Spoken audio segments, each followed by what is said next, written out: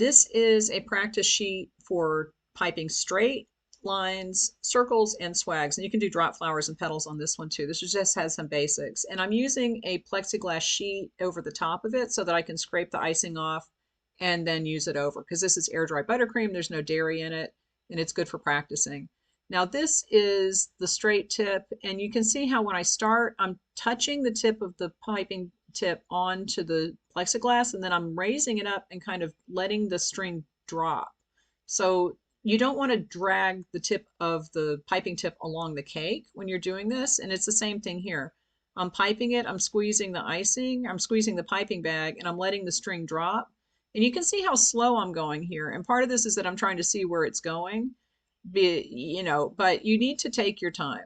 And doing it this way will help you practice getting that motion and understanding, like here I'm going the opposite direction. I think this direction works better for me if I go clockwise. Some people go counterclockwise, some people go clockwise. There's no right or wrong. It's whatever is more comfortable for you. But practicing on these sheets, which you can download on my website, I'll put the link to download it. There, you can download them for free. But it's good to practice before you go onto the actual cake, because then you won't ruin the icing on the cake. And you want to make sure that you have the design that you want to do down and kind of the motion of how you're going to do it.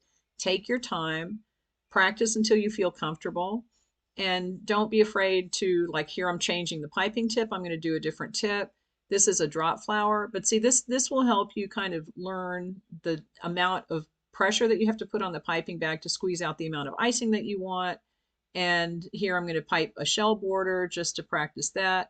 It helps to practice before you do it. And these sheets are good to just give you kind of the motion and understand how you have to turn your hand and change the piping bag.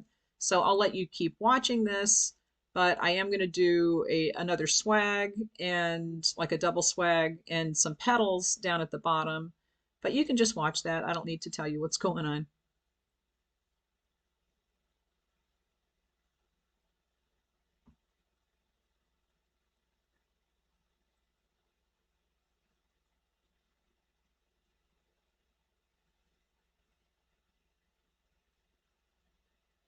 Now here I will say that I scraped that icing off first with a spatula, and then I came back with the paper towel and cleaned it. I didn't scrape the icing off with a paper towel, because you want to be able to scrape it off with a spatula and then reuse it.